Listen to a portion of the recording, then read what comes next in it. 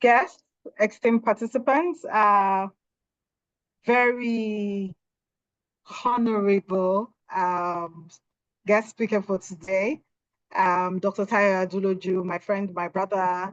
Thank you so much for accepting to be with us this evening. I am particularly honored that you could find time out of your very busy schedule, because I know how difficult it's been to be able to pin a time and date on your calendar. But thank you so much for accepting to do this for us. Ladies and gentlemen, thank you for joining us this evening. And welcome to the Concerned Akwa Ibom Professionals in Lagos, CAKPIL, as we call ourselves. My name is Inia Bimbola. I am the coordinator for CAKPIL. And this evening, we are welcoming you to one of our flagship events that we intend to have happen at least twice every year. So at the beginning of the year, to look at the economy and what it portends for us as Nigerians, and particularly for us as professionals as well, in the very many different sectors and industries that we play in.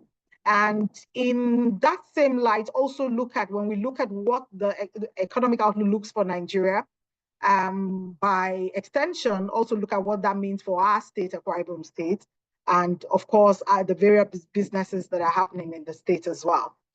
So as we gather this evening, I'm hoping that we'll also have an opportunity to share our opinions around what we think in terms of the Nigeria's economic journey so far from the last elections, the different policies that have come up as we have seen, and the challenges and opportunities that are available to us as a people.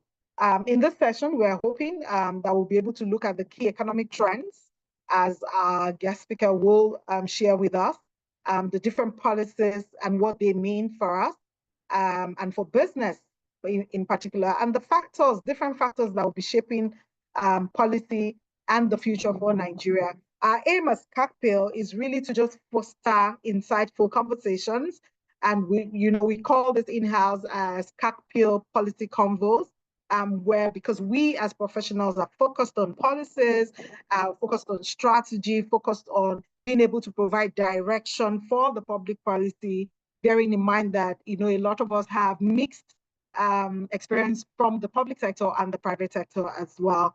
And the idea is really to help us to understand not just our businesses, but also for our country in general, how to strategize and adapt, because adapting is something that we have to do as we navigate the very many complexities of our economic landscape. We're grateful for your participation. Thank you so much for joining us this evening. I encourage you to engage actively.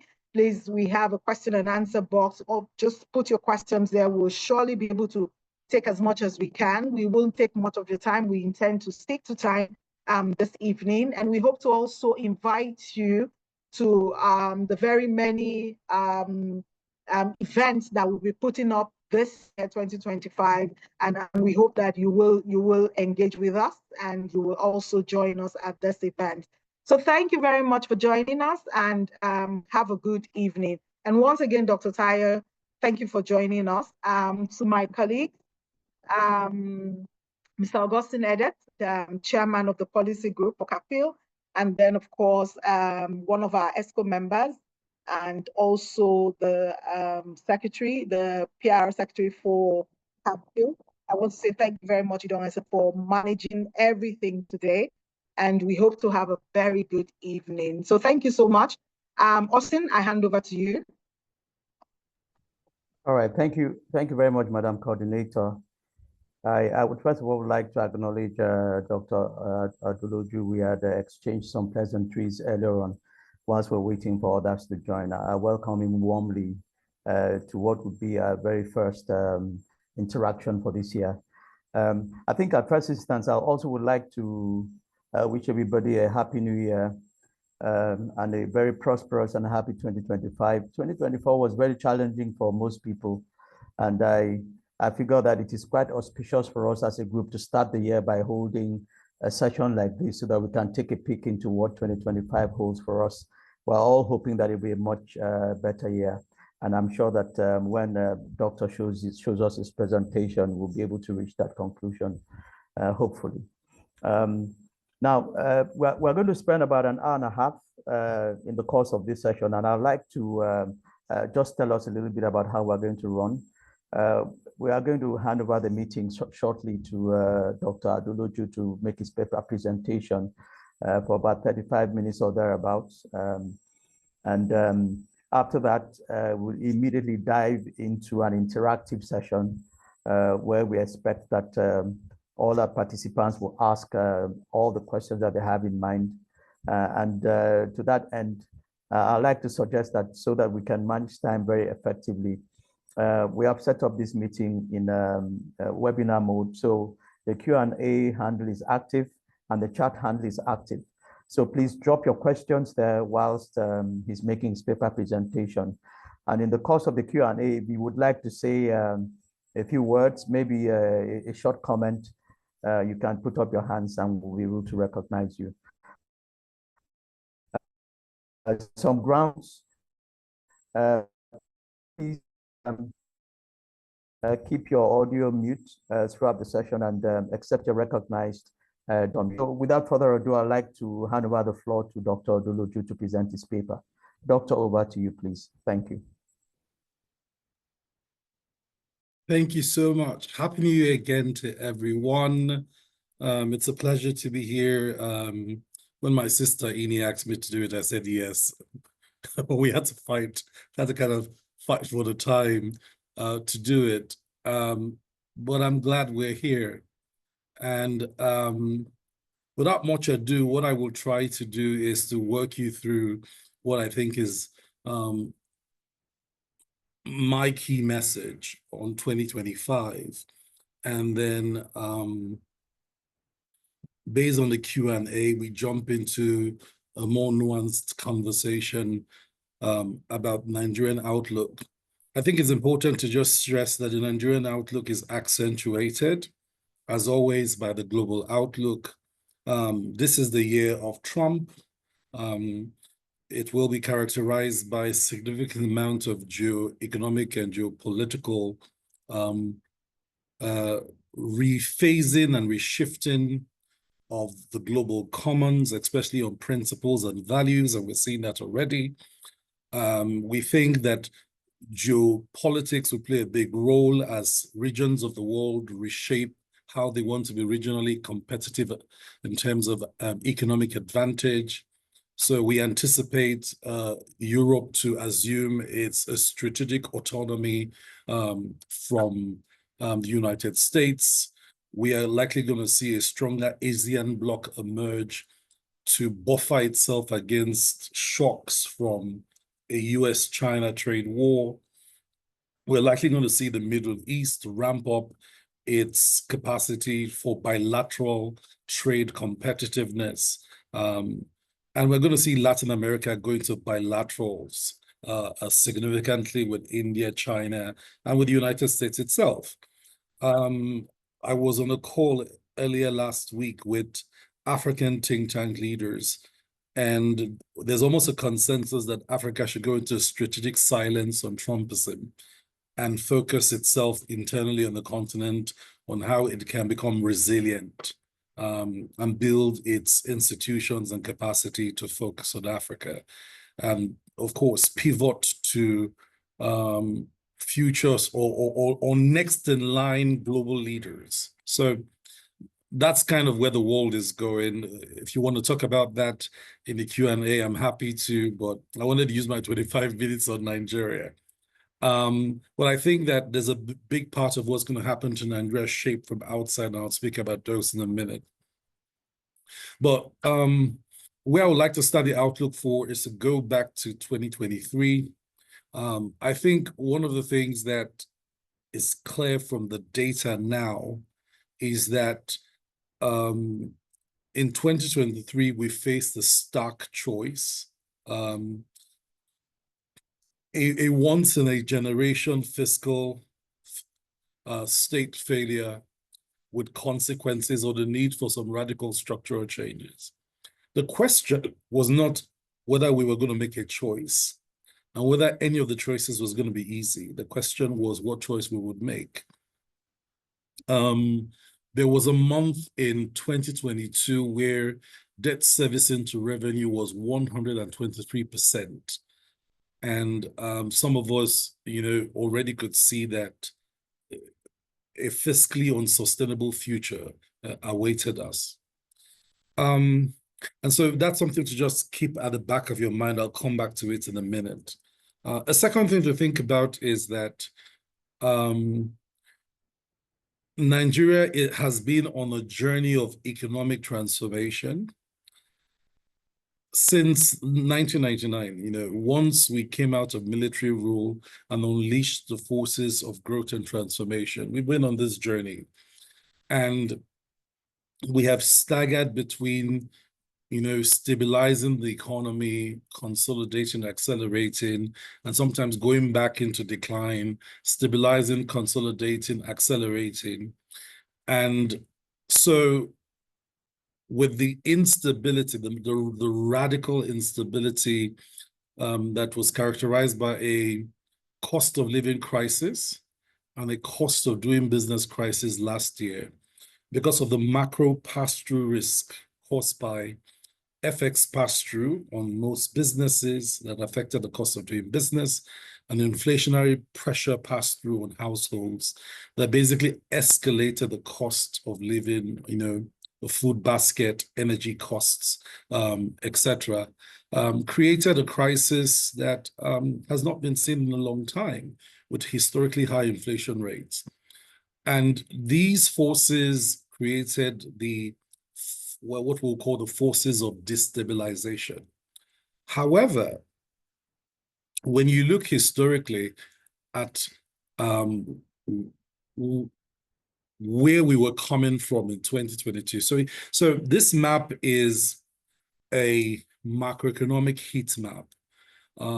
We use it to kind of give you the temperature of the economy. And so when you look at the map, in 2021, you kind of see more, as we came out of the COVID-19 pandemic, you can see far more greens where real GDP growth rate was 5%, 4%, 3.9%. You can see where inflation was at 17%, fiscal balance, etc. And you can see where the reserves were in 2021. But notice what then happens in 2022 and 2023. We go through this period of instability, and the greens disappear basically, right? And so something totally collapsed in 2022 fourth quarter, somewhere through the election, and that was a fiscal deficit period, the inflection into fiscal deficit. In coming out of it, the current government unleashed two reforms: the removal of the PMS subsidy and the unification of the exchange rate. And the initial effect was bloody in 2023, especially because it was not supported by any economic coordination and governance reforms. Actually, President Tinubu removed those, announced those two policies, and his economic team was not in place for 6 months, allowing the forces of the macroeconomic change to almost ravage through the economy before an economic team got in place. So it wasn't until late 2023, early 2024, that economic responses, monetary policy strategy became clear, and some coordination started. As a result of that, the pass-through, if you look at the pass-through on inflation, massively devastating in 2024. If you look at the fiscal balance, significantly negative in red. You look at the exchange rate, remains way off acceptable limits. Of course, interest rates being regulated by MPR targeting by the central bank, and tightening of monetary policy. And then you look at the key sectors of the economy. Manufacturing growth remains sluggish. Ag, it was in the fourth quarter, the dry wet season farming output that caused it to bounce to 2.1. And trade balance is where we had our surplus, of course, because the regime and the FX regime provides the high exchange rates provide a unique incentive for export expansion, and that's something that we benefited from. Capital flows bounced back, and reserves accrued as premiums that were forgone due to multiple exchange rates were now accruing, and so we see reserves peak at 40.9 billion, and has not been that high since the mid-2021. So the summary is, whilst there are some things to give hope, some silver lining, for example, real GDP sluggishly moves steadily upwards throughout last year from 2.9 to 3.5, but remains too low to fire the growth sectors that had stagnated for the last 18 months. Second big positive, like I said, is the trade balance surplus. Third big positive is, of course, higher accruing of premiums in foreign exchange. But generally speaking, you know, when you look at this map, you still have this macroeconomic disequilibrium. So despite external sector adjustments, which have been celebrated, we haven't yet achieved stability. And remember, you have to achieve stability, move on to consolidation, and then accelerate to sustainable growth. So I think this is one of the biggest characteristics of last year, and therefore this forms the base dynamics for 2025. However, it's important when you look at the Nigerian economy to note that instability as a contagion, macroeconomic instability as a contagion, has been in the Nigerian economy for a while. Actually, beginning with 2015, we never really were able to shake the macroeconomic instability index back into the positive region. And that's because the Nigerian economy since 1999, right, has gone through this period of a boom. So in 1999, of course, we had this big boom. The boom was supported by President Obasanjo-led economic reforms in privatization, commercialization, fiscalization, massive shifts in assets from the public sector to the private sector, telecommunications, GSM revolution, pension reform, banking consolidation. And this created the opportunity for massive capital formation within Nigeria. That is what you see in the macro stability. So you see it's still dancing up and down, but it's dancing up and down in the green region. And then, of course, as you know, if you look at 2007, you had the global financial crisis, coupled with oil price crash, coupled with Niger Delta militancy in Nigeria. And we start to show some of the first signs of a second wave vulnerability since 1999. And then, of course, if you remember in 2011, if you look at that dip in 2011, Nigeria used to have something called the excess crude account, almost 59 billion naira worth of excess crude account. We deplete the savings and share the money with the governors.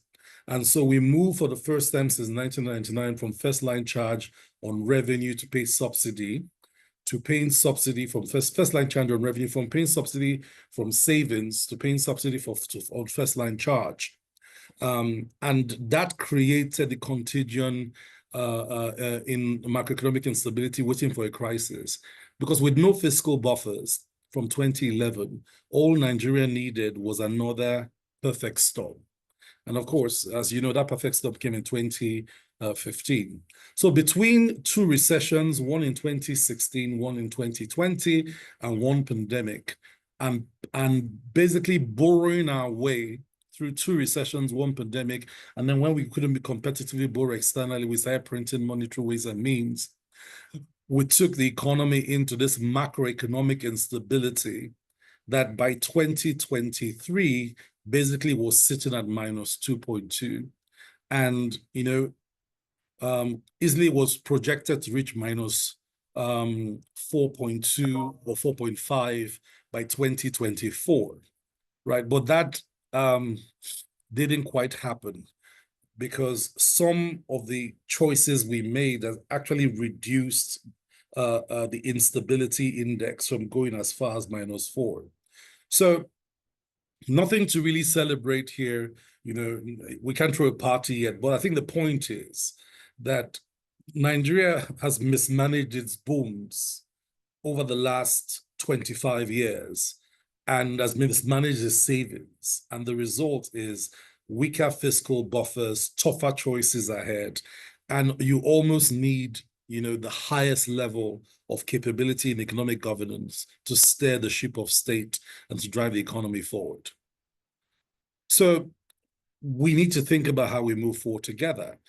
In 2024, we thought that 2024 will be the year where reforms translate into optimal outcomes.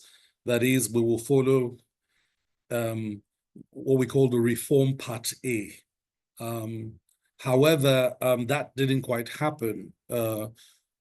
When you want to stabilize an economy, you have to prioritize productivity constraints. In our case, energy security, food security, infrastructure security, national security. You have to target low inflation, which means go after the inflationary drivers. Food, in terms of composite contribution to headline inflation, is the highest, followed by the cost of doing business, which of course is interest rate and taxes, multiple taxation, and a very uncompetitive environment. And so to truly have achieved stabilization in 2024, many of these reforms had to come together, but they did not come together. As a result, we, whilst at the NESG, for example, we projected that an optimal path for Nigeria was to have achieved some moderated inflation rate, high levels of private sector investment, a more robust GDP growth, more synchronized policy environment.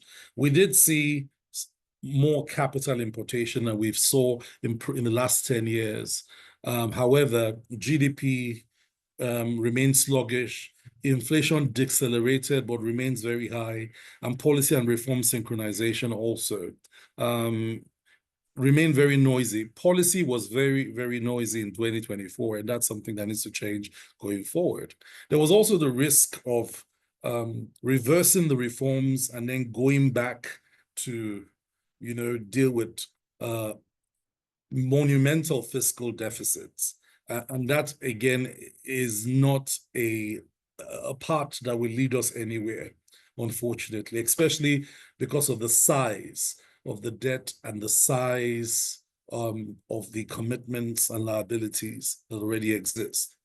Three critical things to explain here is that as we go into 2025, radical transparency on the country's balance sheet is important for reforms. So we need to see more asset transparency from our big assets, including NMPC.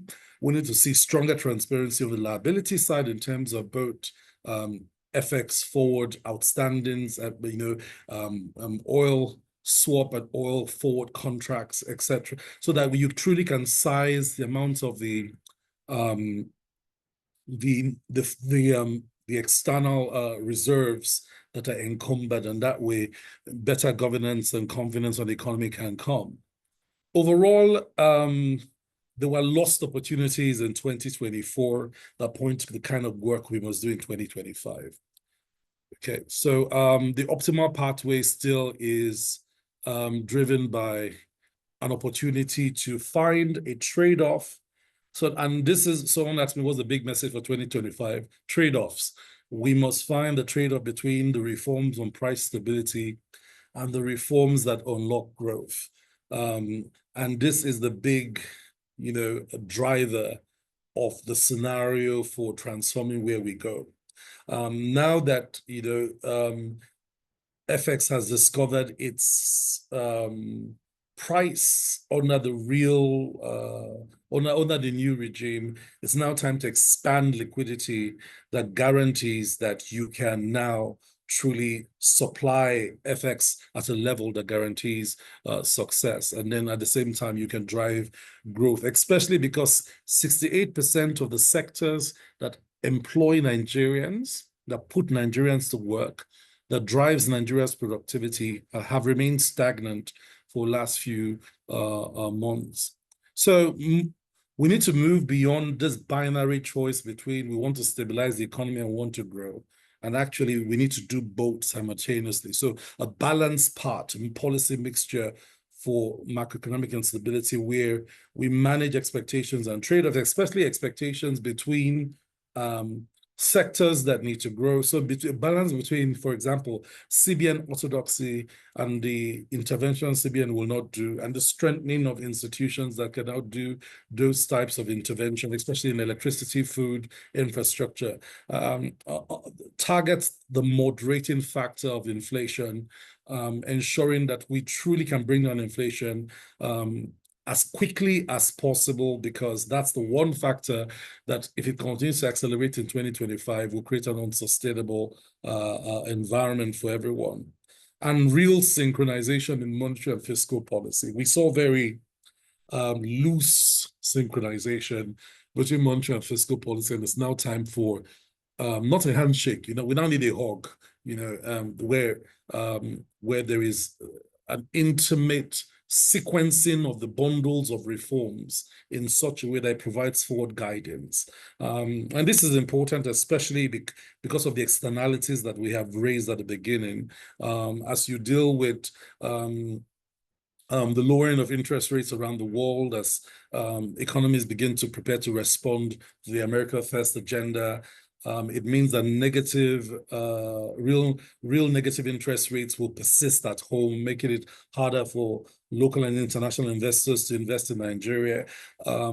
If we do not see the synchronicity of monetary and fiscal policy, then we'll lose such opportunities. So some essential elements for achieving significant stability in 2025 will be, one, a consensus that it's time, the price stability on FX was important, but it's now time to control inflation, right? And to see all economic policy tools deployed to bring inflation under control, especially, like I said, the cost of energy, the cost of food, cost of logistics. Number two is a massive boost to liquidity, so that the tackling of inflation does not destroy monetary policy health. And there are many options for this. The balance sheet of the country from the asset side has not fired as much as it could. In a time where the world is going to be a bit more decoupled and dislocated in terms of global cooperation, you have to optimize your balance sheet at home. And so Nigeria has a very large asset portfolio that does not perform at par with its spares. Infrastructure stock alone on our assets portfolio exceeds $4 trillion.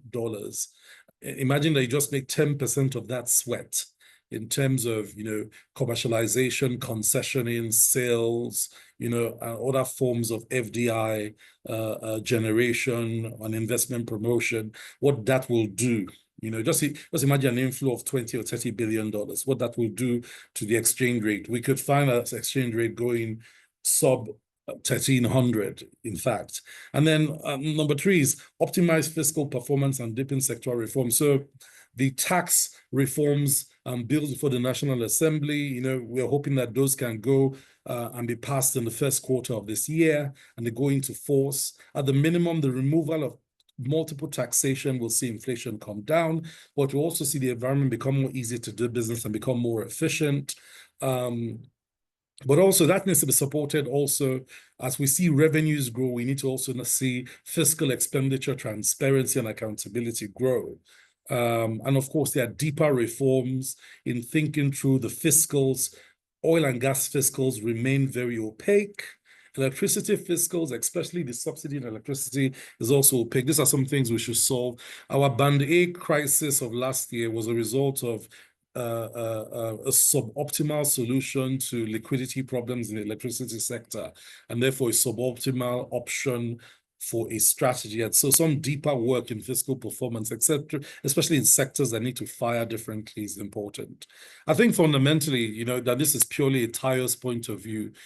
This is a year where the Nigerian financial architecture needs to be subjected to complete overhaul so that the financial system finances the productive sector of Nigeria. For now, the consensus from practically every sector of the economy is that the financial system does not work for more of us, works for fewer of us, and not for enough of the productive sector to be stimulated to go into the region of positive growth. So if we get this right, if some of the things I have spoken about are things we pursue, so a stronger monetary policy that goes beyond monetary policy tightening to monetary policy transparency. We need to see the 2023 audited accounts and financial statements of the central bank. We need to see the size of the unencumbered reserves. We need to see those reserves grow. We need to see the boosting of liquidity, etc. Some of the stuff I've mentioned with fiscal policy. If we see some of these reforms happen, exchange rate policy being matched, by a strong efficiency in supply that moves the prices down, we think 5.5 GDP growth is possible to us this year. If we continue business as usual from last year, we think we'll struggle suboptimally at 3.4.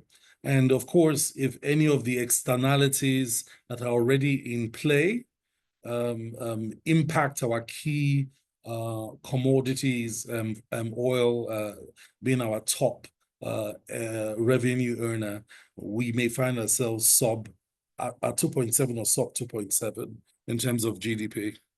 In terms of headline inflation, we think that if the consensus on inflation control between the economic authorities does not focus on what matters in terms of the non-monetary drivers of inflation, we will be heading towards 40% inflation rate. And we think that if there is strong coordination, as we've described, there can be and should be an inflation control framework.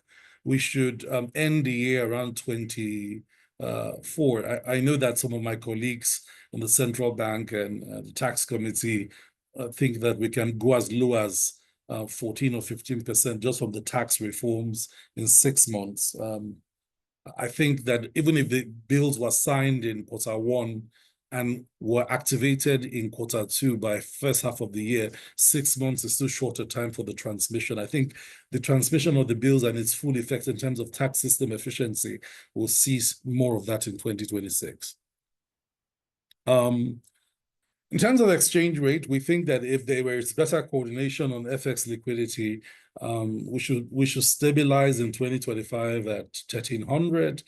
And in 2026, if the assets that we make sweat, we've prepared for international investments, are put out in the global FDI market, 2026, we see that liquidity bring this down further going forward. So 2025 marks a pivotal moment where well-calibrated policy strategies could restore economic stability, and our projections in looking at what government can do and what government has committed to do, if they do, will see us move from where we are now, minus 2.5 macro instability up to minus 0.9, which just by itself will historically place us back around where we were, in 2019, and then we think that by 2026 we can then be on our way back to the region of stability. Whilst we were excited about getting to stability quickly, I think we have now regulated our expectations back. because you have to build strong institutions to move you faster. And so there's some deep institutional work required for Nigeria to be a country that achieves higher levels of economic stability more quickly. And so strengthening of institutions and deepening reforms in terms of high performance, efficient and effective government agencies and institutions, especially sector regulators, who are regulating the sectors for market development and growth, and not regulating the sectors to death simply to extract rent, is so important. And that's something that, you know, as the MESG and members of the community, we will continue to stress as we go forward. So there's a lot of opportunity, we think, for expansion. One thought on subnationals is that every subnational has an opportunity to leverage tax reforms and trade. There's no state in Nigeria that does not have a few competitive assets that can be prepared for as export trade opportunities worth $1 billion a year. Every state has one or two of those. And so the challenge, you know, we've thrown out to the subnationals is improve your tax system, clean up the process, make it easier to do business in your state so that you can attract capital formation within your state from other less competitive states, and create policies that allow your natural endowments to attract the kind of capital, especially endowments that are pointed towards export expansion, because that then allows you to be totally transformative, both in the size of the balance sheets of companies and firms in your state, but also in terms of the contribution to FX liquidity and our national competitiveness. And lastly, also to putting people to work. So let me stop there. Thank you so much for listening. And I just look forward to the questions and the engagement. All right, thank you very much, Dr. Aduloju. For participants, I'd just like to remind you that this session is about the economic outlook for 2025. And a couple of days ago, we had circulated the profile of our speaker, Dr. Tayo, for all of us to see who he is, so that we can get to know his profile very well. But for those of us who had no opportunity to look at his profile, I'll just tell you a couple of things about him, and then we take a look at what he has presented so far. Dr. Aduloju is the CEO of Nigerian Economic Summit Group. I'm sure most of us know the NESG, a not-for-profit, non-partisan organization that is dedicated to the advancement of the Nigerian economy. He holds a doctorate of philosophy in economic policy and public admin, and is also a graduate and alumnus of the JFK School of Government at the Harvard University. He has advised a couple of presidents, Tayo, if I remember, Obasanjo and Shagari, and he has advised several other governments on strategy and translating economic policy into results that are visible to the citizens. You can take a look at his profile later on after we've completed this session. But let me try to summarize some of the learnings so far from what he has presented. Very soon we're going to dive into the Q&A, where I think he's going to help us to break down this very insightful presentation into bits that we can really take in and masticate. First of all, Doctor, I want to thank you for your paper. It's very insightful. We didn't expect any less. Of course, some of the things that you have spoken about, first of all, is to take us through the journey of reform of the current administration so far. And you tried to look at the reform cycle to locate exactly where we are in terms of the trajectory. And the conclusion was that we are actually in a consolidation phase, which means that the reforms are still work in progress, and we can only see very limited outcomes, as we are all witnesses to. Thereafter, you analyzed the reforms so far, both on the monetary side, the fiscal side, and the rest of the macroeconomy. And the conclusion was that there's still disequilibrium in terms of our macroeconomic circumstances. All the indicators, well, most of the indicators are not headed in the right direction. Growth is 3.5%, which is really nothing compared to maybe what we experienced several years ago.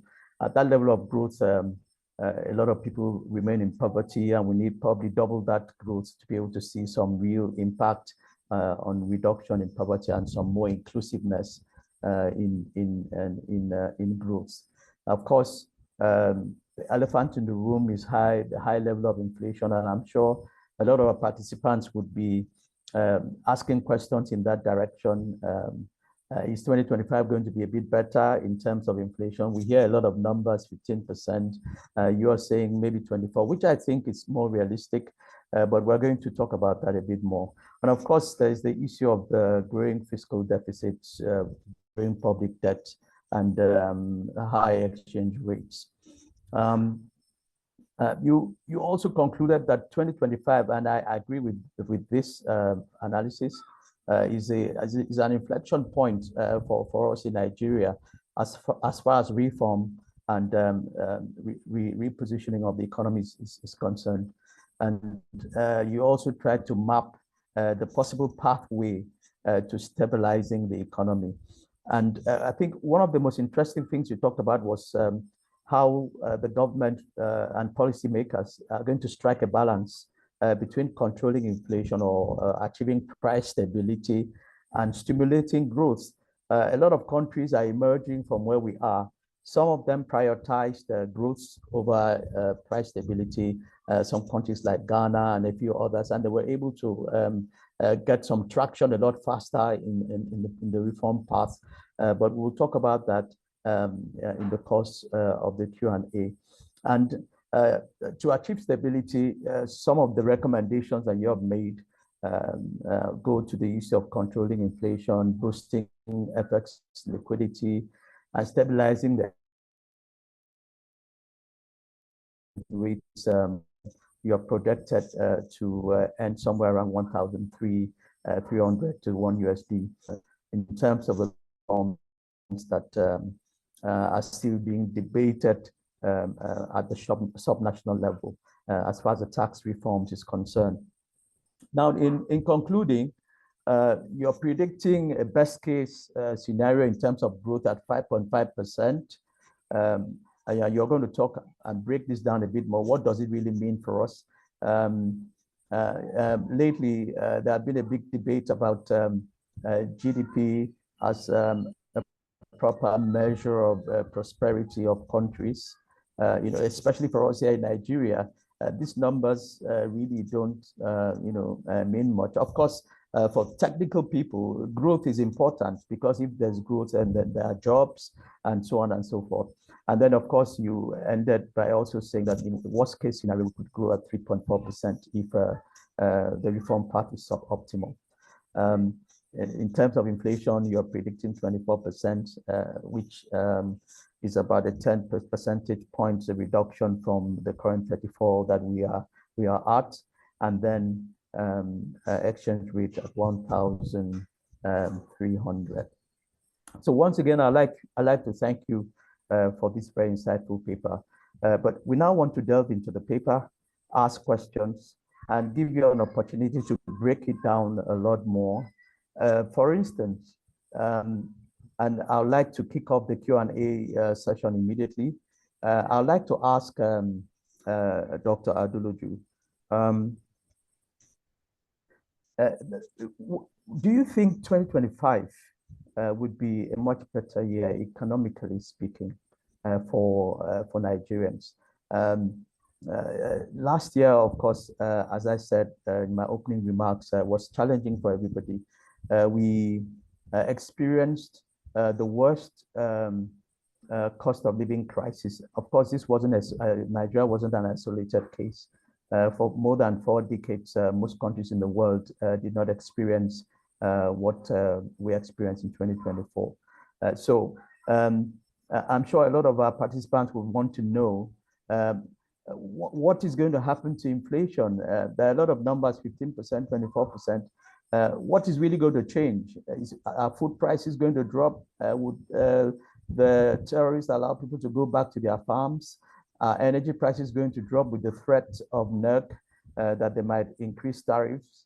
All the drivers of the CPI, where are they headed? Are we going to see a much more conducive environment for doing business and for surviving generally for those of us in the private sector in 2025? That's the first question. The second question, of course, would be to bring it home for those of us in CAKPIL. And I want to relate the outlook to what is going on in Akwa Ibom State, where we come from.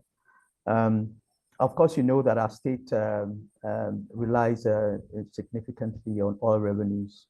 You talked about the geopolitical implications of Trump and so on. Of course, with the Arise agenda, our state is diversifying aggressively, but we'd like to know the impact of the outlook that you have projected on the economic trajectory of our state. Let me stop there and have you answer those questions, and then we'll open the floor to the rest of our participants. Thank you. Okay, thanks. I also want to note that I've seen questions in the question and answer box from Yvonne and Elvis. And so what I'll do is let me jump into your question first, and I can come to theirs if you don't mind. Very well. Great. So how is 2025 going to be for the average Nigerian? I think that it depends on two things. One, we are yet to see the performance of for food. We're yet to see the performance of dry season famine, and the efforts of government in dry season famine. We saw the impact of wet season famine last year. It moved the performance of ag from sub 2% to 2.1%. And we felt it in a deceleration of inflation on food automatically. And so this is important. I said somewhere this week that Nigeria needs to rethink food security and discuss food sovereignty, right? And why this is important is it's no longer a strategic imperative to just reduce hunger. No, we need to be competitive in one, meeting our demand for our staples, meeting our demand for our inputs into agro-processing, to agro-allied food and beverages production, and meeting our input into export, ag export expansion. So for me, it's food sovereignty or food and agriculture sovereignty, and it's more than food security that is important. So that's something that I think the knowledge of it, the consensus for it is shifting. And so with that shift, we think that we will see food inflation come down, more driven by excess supply, right? And less simply by, people trying to go shut down warehouses, etc. But that requires more investments going into agriculture in Q1 and in Q2. And so we are tracking, for example, at the NESG, that the movement of capital into the production sector, the primary production center, and into expansion of primary processing to storage as an indicator that that's going to happen. The second is, I think in the next 1 week, a new electricity policy will be unveiled to Nigerians, which is a more robust framework for dealing with some of the liquidity problems. We think that there are some really great ideas in there. So expansion of the capital required to reinvest and expand investment in the electricity supply sector, and that should create more efficient electricity and bring the cost of electricity down or moderate it from where it is currently, and also increase its efficiency. Because it's not just band aid that is the issue, it is an efficient, effective band aid that truly delivers value, right? That is useful to businesses so that they invest almost wholesale in one opportunity cost rather than multiple opportunities costs of electricity and power because of the insufficiency and the inefficiency of the electricity supply system. So we think that we will see inflation moderate for those reasons. We think the multiple exchange rate, imagine that a guy who was bringing food from northern Nigeria to the south and was taxed 72 times to bring something from, Kano to Lagos, or, or from Kano to anywhere in the south, or from the south to the north, right? Imagine that we eliminate those taxes. Those will have a direct effect, for example, on inflation. So we think that we, those of us looking at the reform space think Nigeria has its hands on the nerve points of what can truly control inflation. And that's why, like I said, it's a number one essential imperative for 2025. And if we do those things quickly, and it's not just doing them, it's doing them urgently, doing them quickly, doing them in a coordinated approach, doing them efficiently, doing them on time, we will see the effect of it sooner than later, which is why some of us are adamant that the tax reforms be passed sooner, not later. So I think that's important. I think that the future of oil is not going to go away tomorrow morning, as you know, especially when President Trump is discussing drill, baby drill. However, sooner or later, right, in the global geopolitics of oil prices, it will not be higher. It will be lower. If you remember, what took us into recession in 2015 was an overproduction of, shale oil in the United States and in Iran, right?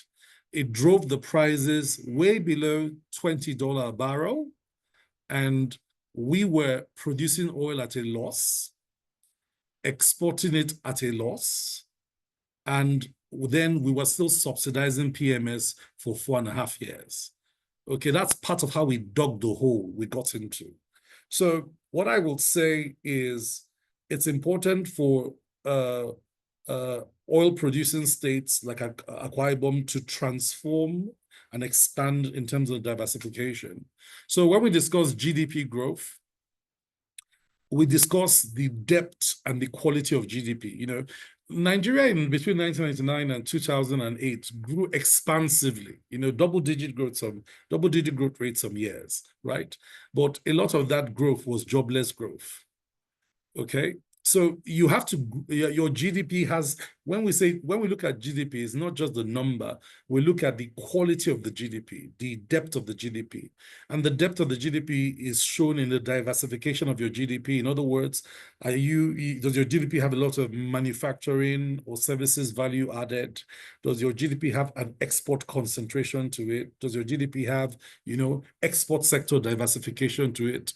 If you look at Nigeria's GDP, if you look at the revenue component, 90% of the revenue comes from oil, okay? And almost an insignificant percent comes from manufacturing export. So you have to change something like that significantly. And then, of course, you look at export competitiveness. What are your non-extractive exports as a country that earns you revenue? What is the size of it? For now, it's too low, right? Less than 8% of our total revenues. Then you look at productivity increases, right?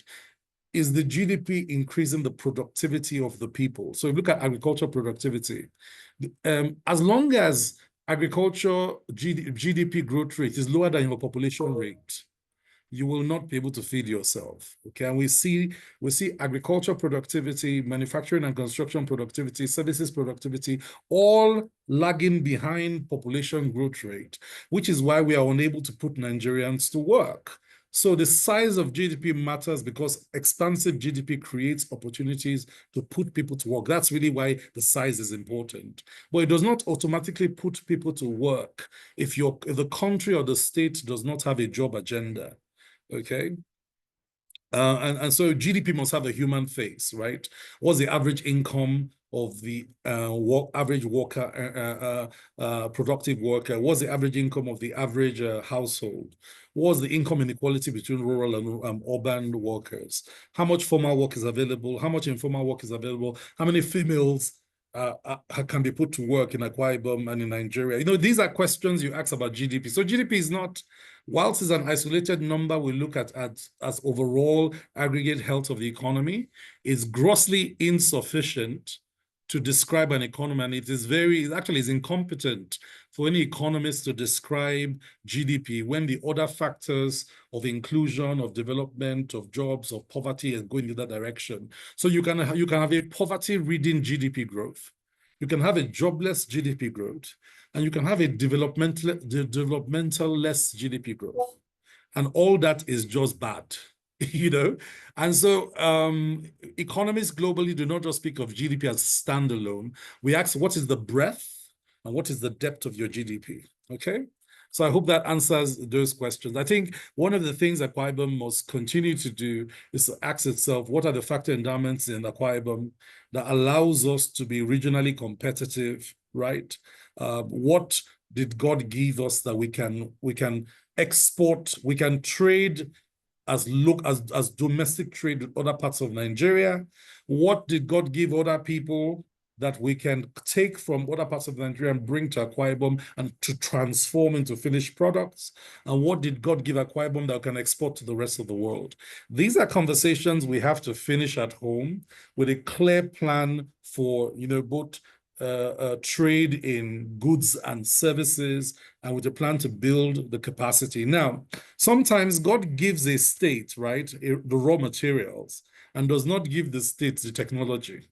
So Akwa Ibom must now develop its technology acquisition strategy to go and acquire the technology from where it is and migrate the experts with the know-how to come and transform the raw materials into finished products. You know, so you need to also have a commerce and industry strategy that is outbound, that pulls those things together and makes it transformative. Yvonne asked a question about how do you monetize and optimize our national asset portfolio, especially to bring more stability to the Naira.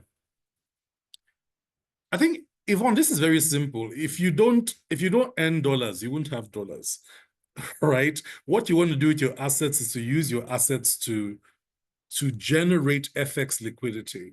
And there are many ways. Asset fiscalization has a broad set of strategy options. So, for example, you can privatize an asset, just as we did to, you know, NEPA, or or you can liberalize an asset, like we did with telecommunications and GSM revolution. Okay, you can concession an asset under a build, operate, maintain, transfer, own, like we did the seaports, right? But what we did with those assets in the early 2000s, transformed those assets into higher productivity assets, and it earned us some FX. Now, the question is, what do we do with almost $4 trillion worth of Nigerian assets that are underperforming? And I think that if we sat down together as a country and looked at those assets, we could flog them and, you know, make them perform. So Elvis, you said, what are the thoughts about the rebasing of the economy? So the economy rebasing numbers will be announced by the end of this month. I think it's going to be this week. So we expect that when the Nigerian economy is rebased, by bringing sectors of the economy that were not accounted for over the last 10 years, many of the services sector, many of the creative cultural sectors, you know, we think some of those additional activities that were happening in the economy but were not properly accounted for in the sector accounting will grow the GDP, right? However, that's not a political win, because rebasing of the economy is not a political activity, it's an economic statistical activity. It's routine, you know. Between your last baseline for rebasing and which was 2014, I think, and the current baseline, the economy has changed in its structure and shape. So this rebasing allows us to understand what has changed in structure and shape. And so the correct use of the rebasing of the economy is to do a growth diagnostics as to what is growing. What are the new sectors, right? the gig economy, for example, is a real sector now in the Nigerian economy. Young people working around the world but living here in Nigeria, earning dollars is a real thing, right? But so is, the creative sector, both in terms of music, film, digital, art, culture, fashion, etc. But we truly have never been able to size it. So all of us are excited that this rebasing allows us to see what the real sizes of these economies are. It allows investors to rethink how to invest in Nigeria. So it could drive a lot of investment. It could also drive a lot of new strategies and policies to enhance the sectors that are growing. And it should also be a big drive. I think tourism is underestimated. And in this new rebasing, tourism is properly captured and accounted for. I will be shocked to see what the numbers on tourism will look like, for example, for Akwa Ibom, and what those numbers really are. So, so we're all waiting, excited to see it, less because of whether the economy will grow. People say, "Oh, we'll rebase the economy with 1 trillion." I think that the more useful conversation about the rebasing of the economy is what are the new pointers of the future of growth, and how can we use that to plan the trajectory of growth for the next 5 years? I think that's a more important conversation, and less about whether the rebasing will be, it will make GDP wider. Will it affect inflation? Yes, especially because the mapping, there are 2 additional surveys done in the rebasing of the economy that captured the informal sector. So this is also something I'm very excited about, because I think a lot of times when we discuss the Nigerian economy, we discuss a large formal sector, but we do not understand the informal sector. I've said to people that in the last few years, I have met informal billionaires who are almost invisible to the formal system. But, these guys are grossing in, 10, 20 billion in cash every week, right? And they are in Nigeria. And so the truth is, how do you capture those guys as part of the economy? Because when you say informal sector, people simply think about informal poor people, but there's informal sector large. And how do you bring some of those in also? So I think that the rebasing of the economy is an opportunity, but we should not politicize it quickly to get to $1 trillion economy, which I hear pundits in the media saying. We should use it as an opportunity to strategize for growth, especially as the current National Development Plan is coming to an end. We are running a development plan 2021 to 2025.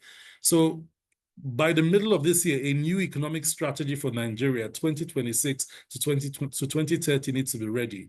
The rebased economy gives us a good baseline to rethink Nigeria, energize the sectors, rally the citizens, galvanize the private sector, and focus on the pursuit of economic growth. And you said, you're curious to know my views about the cost of governance. Cost of governance is still the biggest. There's a big red on Nigeria. It's how we are managing the cost of governance. It remains a big issue, and I think that we need to radically become more transparent in how we cut wasteful expenditures.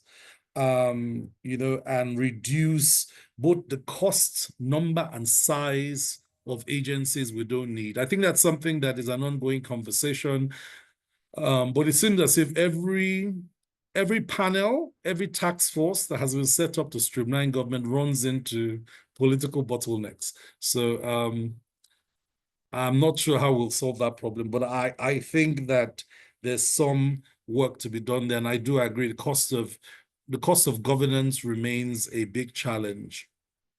I also think that the political culture enhances the cost of governance. When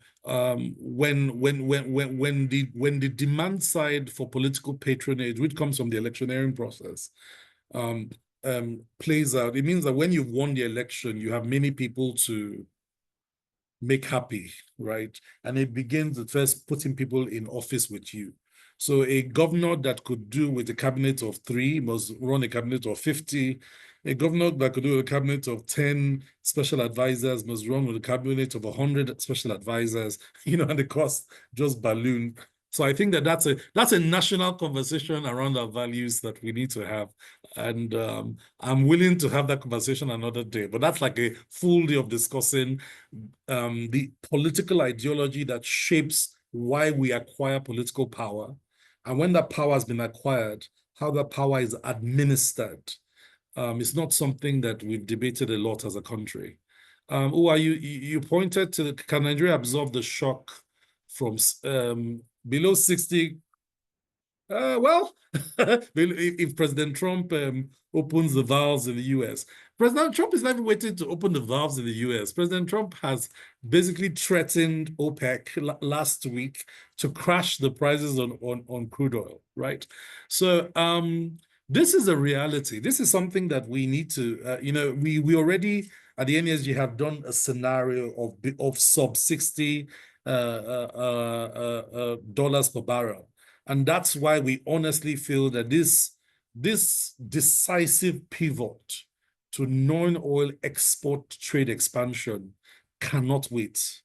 It cannot wait. We need to do it right now. And we need to do it as a matter of sovereignty, economic sovereignty. We need to realize that we are vulnerable to the degree to which this commodity that is now up for a global political, geoeconomic conflict and contest, that the only insulation we'll get from it is to make other sectors of the economy to fire that are non-oil sectors. I think that this is important. I think we need to attract money into housing and real estate. I agree with the Minister of Housing. I listened to him this morning on a 2.5 trillion investment to expand housing and health, but we need to build the incentives for that to come. I agree with the Minister of Power, or that gas to power has to expand. When we build gas infrastructure, I think there is an opportunity there, and we can flog and exploit that. I think the amount of time we wasted on just de-risking divestment of onshore operators that wanted to go offshore, like Shell, with 7 years, it was a waste of time. I think we should accelerate the investment in offshore gas, and we should provide the gas fiscal arrangements now so people can jump into it. So this is where we should stop wasting time, we should have exploited the boom for the last 18 months, but we haven't, because policy remains noisy. Even with something like the refinery, Alhaji Dangote's refinery that was mainstream, the regulator, the noisy regulation environment that has not allowed that refinery to become as competitive as it can does not help, especially when you're looking that's in a few weeks or months, a global economic conflict based on crude oil prices can be imminent. So on the inflation outlook, 24%, where do I think inflation can go? I think inflation can go back to 17, because if you remember that inflation was 17% in 2015, 2016, I think that in 2026, 27, we should be back to 17%. And by 2030, we can be sub 14%, to be honest. For me, the key questions with inflation is we need to do the hard work. I think that we are past the resistance on the tax reform bills. I was physically present at the negotiations with the governors and the executive on the tax bills, and I think it went well. I think that the governors had a robust debate about their concerns. I think we have very intelligent governors. They're not stupid when they resist these things. They presented some very solid subnational perspectives, but I think we have a very competent, and very brilliant and visionary chairman of the Presidential Committee on Fiscal and Tax Reforms, my brother Taiwo. And I think the governors got some really robust answers, and we reached some broad consensus on where the tax reform parameters should go. And so we are all back in the National Assembly now, right? Getting the bills cleaned up for public hearing, and I do not think that there will be a problem in a consensus out to its passage. So I think the resistance has significantly reduced, if you ask me. I think CPI will adjust. So yes, I think CPI can adjust around 24 or lower. But let's see what the rebased numbers are, because there's a rebased CPI playing its own game, and so let's see how that runs. And then we'll see where things are.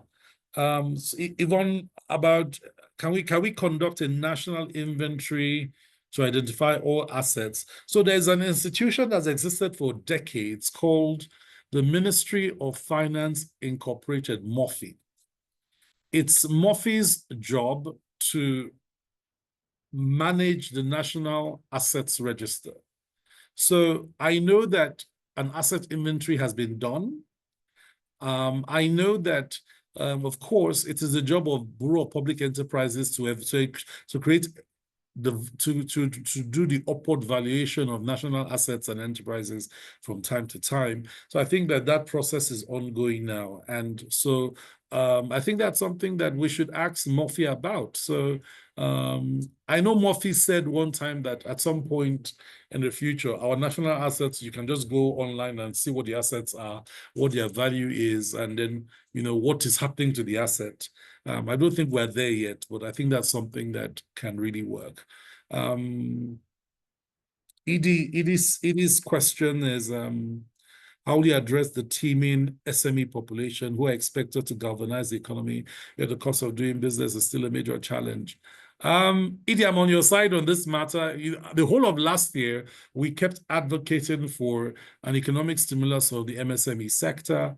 To be honest, the president responded to our advocacy and has, provided through the Bank of Industry, I think it's 125 billion in MSME funding and 75 billion in manufacturing funding.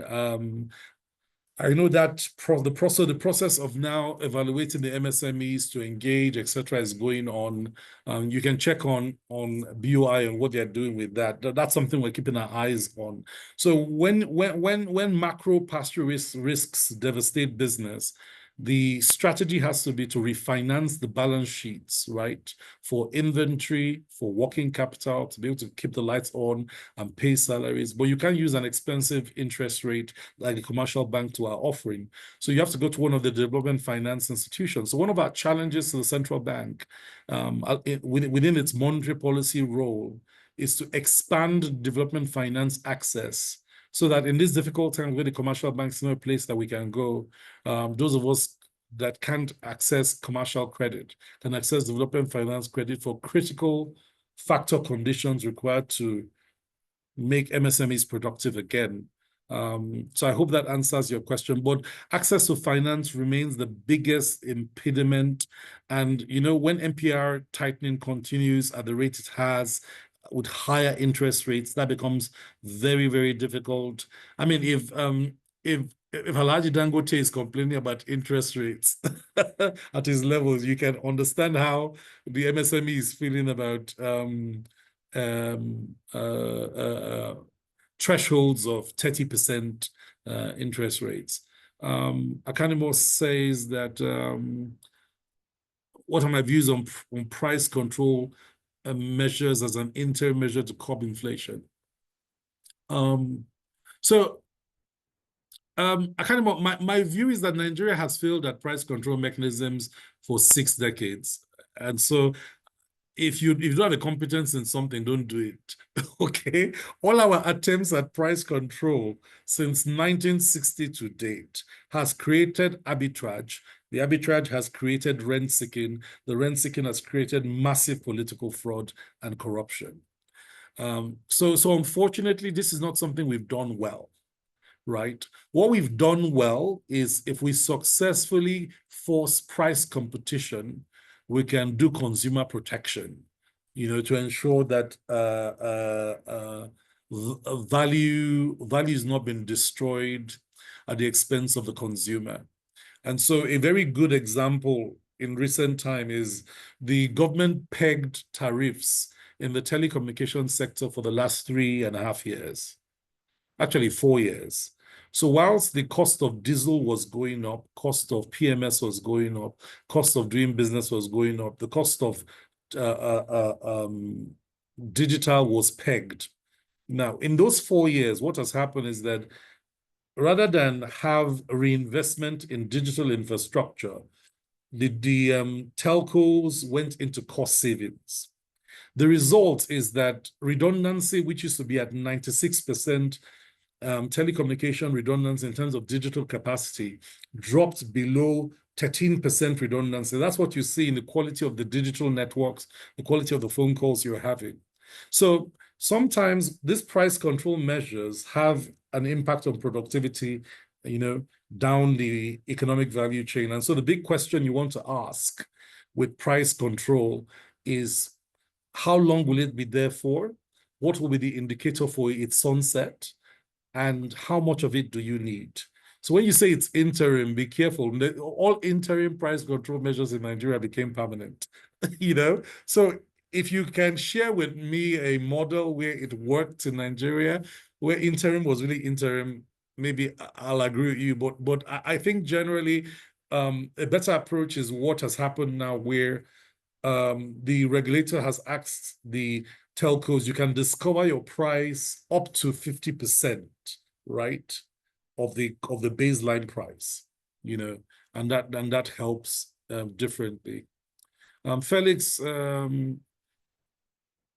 you're excited about the inflation. Which specific drivers are you reducing will change drastically to make this possible? Felix, I think I've said this already. Inflation, it's now a synchronicity game, right? If the fiscal authorities tackle energy costs and food costs, and deceleration of inflation starts, the monetary policy authority will stop tightening, right? If they stop tightening, right, the cost of funds will go down. Cost of funds go down, cost of doing business goes down, the inflation rate will go down, the tightening will reduce. So we need to force a counter-cyclic behavior of monetary and fiscal policy by introducing interventions in the non-monetary drivers of inflation. So I think I've explained that already. I hope that's useful. So what strategies can we, so last question, I think, is what strategies can we put in place to reduce the incidence of multiple taxation on goods? I think the first thing is just to pass the law and criminalize it, my brother, or sister. Just pass a law and criminalize it. And I think that's what we're trying to do with some of the tax bills. Just first, let's make it a crime for multiple taxation to happen in Nigeria. And then second, let's reduce the number of taxes. I mean, look, 90-something taxes is the land of insanity. And so we have proposed within the economic stabilization bills only 9 taxes. No Nigerian should pay more than 9 taxes, and we think that that can be transformative just by itself. So if the bills pass, then first, the total number of taxes you can collect from me as a citizen has gone down. And second, you cannot collect all those taxes anyways, everywhere I stop, right? And that's the kind of, simplification and what do you call it? Reducing of complexities that makes a difference. I think those, Augustine, am I done? Yeah, you've taken a very good stab at the questions, and I think you're virtually done. There was a B part to one of the questions, one of the earlier questions, and someone was asking, in a high interest rate environment, we recall that last year MPC rate went up. I think it's about 37% or 36 point something now. So one is asking, if the CBN continue to increase rates, how do we expect inflation to reduce? But please just hold your horse a moment. I'd like to recognize a couple of people who are here with us. First is our immediate past coordinator, Mr. Udominoyo. He used to be the vice chairman of ExxonMobil. I want to thank him for finding time to attend. And there is also a professor of economics from the University of Uyo, Professor Owodi. I hope I pronounced the name properly. So he's also on this call. So Doc, you have a fellow economist here. We're beginning to wind down. I wish we had more time to really interrogate most of the issues, things like the cost of governance, the rebasing of costs. Tayo, sometimes I get a bit worried when the last there was a revision by NBS of the unemployment methodology, if you recall, and I'm honestly hoping that I don't know what you feel about unemployment. I don't think it's 4% or any of those numbers. So I'm hoping that the rebasing won't follow the same track. I'm just saying. But take the question on the MPC, the direction of monetary policy and its effect on inflation, and then we can begin to wind down. And please, may I also ask our participants if you want to make a comment. Prof, you're with us for maybe the very first time in CAKPIL. So please, if you want to say a word to us, just put up your hands, as well as our former coordinator, Mr. Domino. Thank you very much. And of course, any other of our members, eminent members who are here who would like to say a thing or two in response to your paper. So Doc, over to you again. Thank you. I think again on inflation control, what has failed is synchronicity, handshake between fiscal and monetary policy. And what needs to be corrected is, again, fiscal and monetary and actually trade handshakes or collaboration in inflation control. So I think some things are useful to mention. One is, I think CBN needs to maintain a positive ex-ante policy rates regime. I think, CBN needs to ensure that, policy rates place a floor under the short-term market interest rates.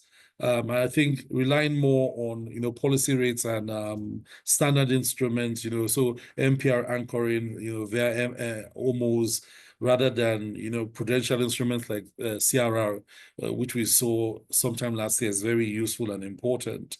I also think that, and this is something I've called for severally in the last few months, that the national financial architecture of Nigeria needs to be subjected to a clinical review. As part of a phenomenological assessment of the NESG's last 30 years, the Nigerian Economic Summit Group's last 30 years, and our advocacy and the data, one of the things we have found out is that practically every sector of the economy complains that finance is a problem. Meanwhile, the financial sector continues to perform and declare huge profitability. So we feel that there's a disconnect, and that disconnect requires not, a surface treatment of the financial sector strategy. It requires rethinking the entire financial architecture, and it's everything, equity, venture capital, pension, insurance, microfinance, just everything. And asking the fundamental question, how do you make the national financial architecture work for the productive sector and the Nigerian businesses where they are at, right? I speak to big businesses and they say it's a problem. I speak to medium businesses, they say it's a problem. I speak to micro, nano, they say it's a problem. So if everybody says something is a problem, why is there no clinical review of the entire system? And so that's something that we are calling for in addition to these other things I have mentioned. I also think that it's important that the central bank maintains this stance of avoiding the resorting to deficit monetization, which is, by the way, partly how the inflation accelerator that got us here was created, So I think this means that we are completely avoiding the ways and means advances. And this means that budgeting must move close to reality. and all these unbudgeted financing arrangements needs to be completely kept out. If we do not plan to budget for something, maybe because we want to attract investments from it, that's a different story. But you can't create a budget and then ignore the budget. I think it's a dangerous practice we created over the years, and that's why we got here. I also think that it's important that that the level of information on ways and means, the interests that are paid on it are clearly visible in the CBN's overall balance sheet to create confidence. So some of these things are the things that we are not seeing. You just said monetary policy tightening. These are some of the areas of monetary transparency that I'm hoping in 2025 we will see. However, it's important again to stress that some of the things that must happen on to inflation is not monetary policy related. It is eliminating the backlog of liabilities sitting in electricity sector, which allows us to find a lower cost of electricity supply. For example, removing the bottlenecks in food supply chains, which allows us to rediscover a lower cost of food. Improving the security operations in the oil and gas sector. We have to accept the improvement in security operations in the oil and gas sector, improve production. The current production is, rise is a direct reflection of the security interventions and arrangements. And so we feel that the way to expand that liquidity, that expands exchange rates, increases a competitive exchange rate, lowers the rate, improves import competitiveness, allows that to impact on pass-through in lower costs of goods produced in Nigeria, also impacts inflation. So I don't think there's one thing. I think that this is the handshake, the synchronicity approach is the way to truly solve that problem.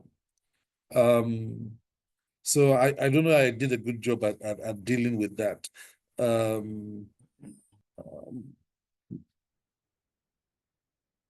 Yeah, that's right. That's right. I think that's fine. Did you take Harry Udo's question? He was asking how Nigeria can implement inclusive economic policies that address rising inflation, unemployment, poverty, while ensuring transparency and accountability in governance. Did you take that question, or you want to take it down on that? No, I didn't. Okay, let's use that and wrap it up. Thank you. Okay, so Harry, the first thing about inclusive policies is you need to look at your own demographics, right?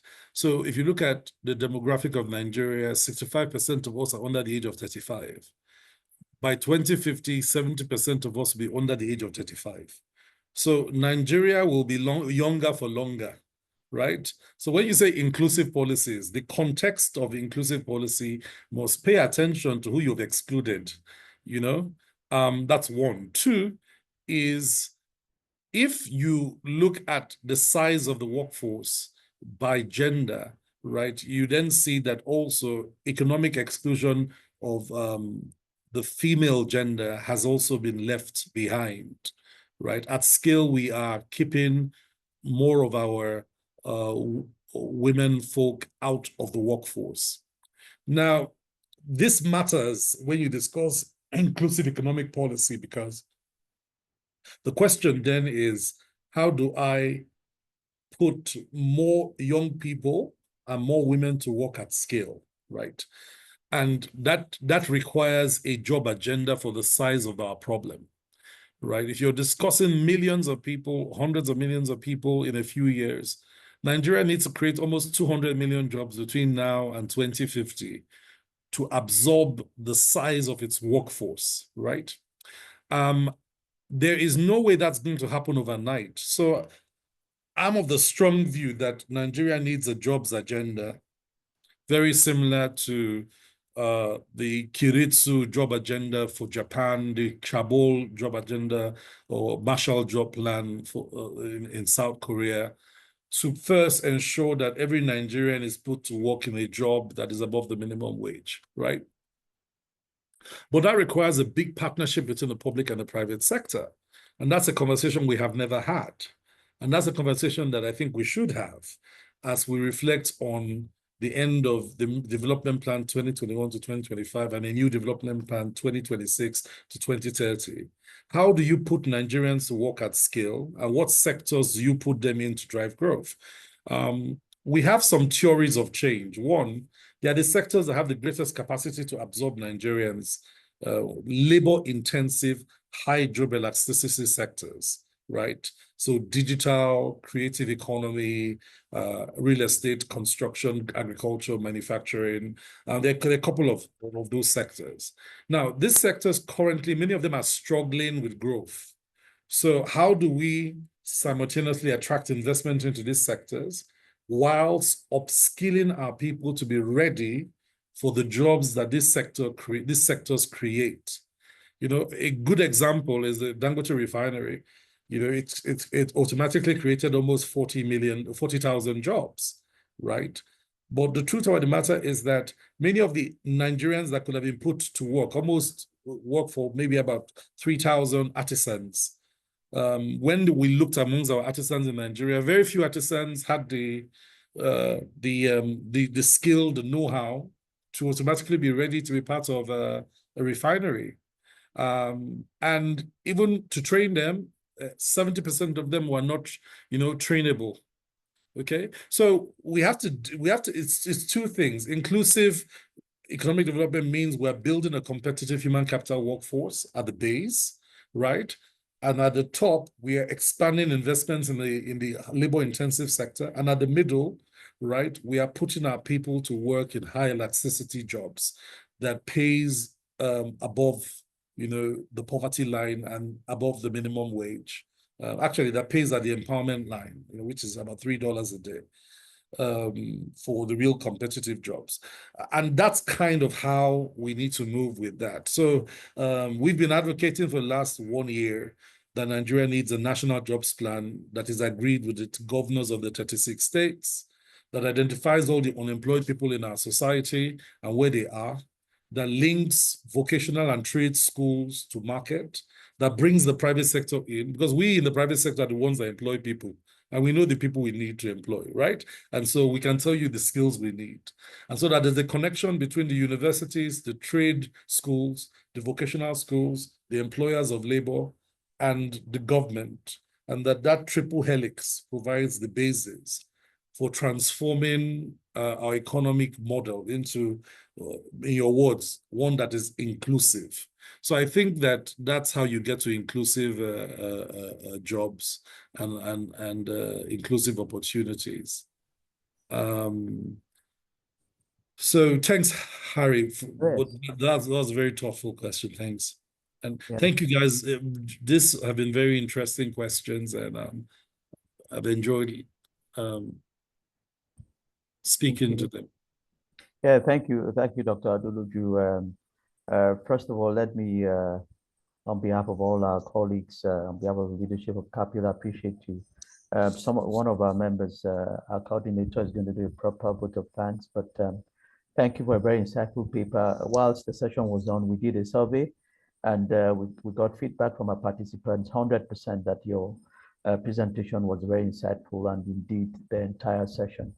I also would like to thank our participants for their patience and for their very, very interesting questions. I wish we had more time to interact, but our time is fast spent and we need to wind this down right now. And we'll circulate some of the feedback we're getting on how optimistic our people are in terms of the direction of the economy and so on, so that you can get to know what we think as well. Thank you once again. I'd like to turn the session over to our coordinator, Mrs. Bimbola, to do the honors. Thank you very much, Dr. Aduloju. Thank you so much. Thank you so much, Austin. Thank you, Dr. I think that I enjoyed all the questions because I think it also helped us to really drive the conversation further into what you had shared with us earlier. So thank you so much again for the time, for making out time. I know how busy you are. to do this with us, this 1.5 hours. Thank you so much to our participants as well. And the questions, I mean, without the questions, of course, we won't have this very engaging session that we had. It is our first CAKPIL policy convos, but I can assure you that we'll be inviting you for more, and most possibly the one for the end of the year, which will now be looking over some of the conversations and questions that we've had in January and saying how has the economy performed in 2025 and what should we be looking forward to in 2026. And I'm hoping that Dr. Aduloju, you'll be ready for us as well to be part of it, I'm sure, with other speakers as well. So thank you so much. I want to thank our sponsors. Being a very first event, and a webinar at that, sometimes it's almost difficult to get organizations support. But we really want to thank our sponsors. Our members in particular, came all out for us. So thank you so much, Mantra Protection Solutions. Thank you very, very, very much. We're really grateful. I think Mantra has a video. Do we want to play that? It's just a minute. Is that up? We also want to video is coming. Gift. Okay, great. Please go ahead.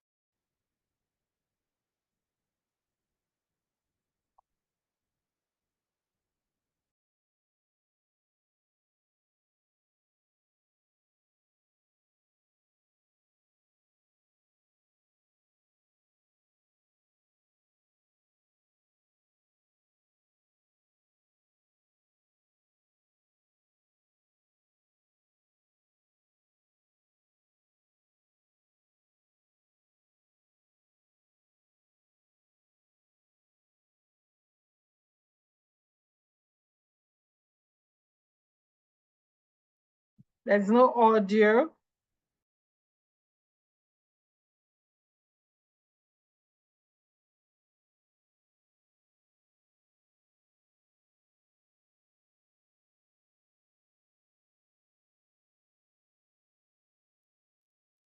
So our sponsor Mantra provides high-level security for organizations, VIPs, and a lot more. I think I'm not sure why there's no video, because I think that tells the story, but we really want to say thank you to Mantra.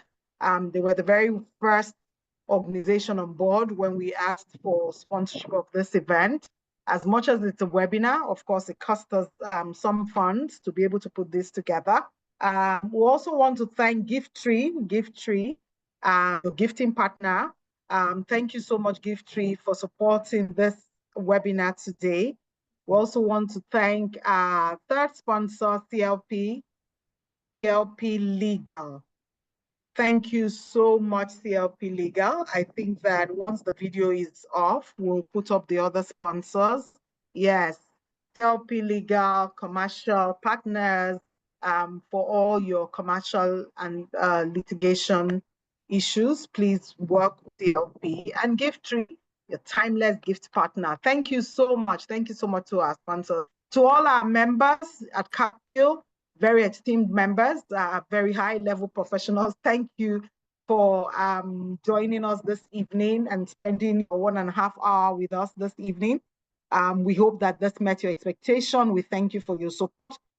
We also want to request, please, that, and we trust that you will always be there and support the events that CAKPIL is putting through. I want to thank our back-end organizing committee. A lot of work as this seems very simple put together.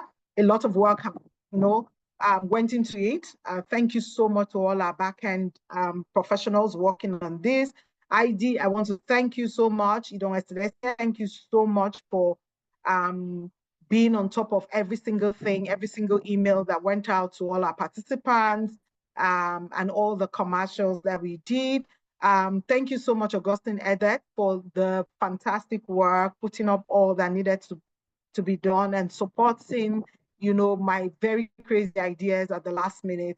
Thank you so very much. And Dr. Tayo Aduloju, we really want to say thank you. Thank you again for accepting to do this. We know that you're already packed in terms of doing this economic outlook for quite a number of organizations, bearing in mind the focal points that NESG has within the economy. To my elders in council, in CAKPIL, thank you so much. I saw a number of them on the call as well. Thank you so much for joining us.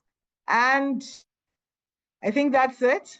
Please have a good evening. Austin, anything else I haven't said? I think I will hand over to you at this point to just close. Yeah, nothing else.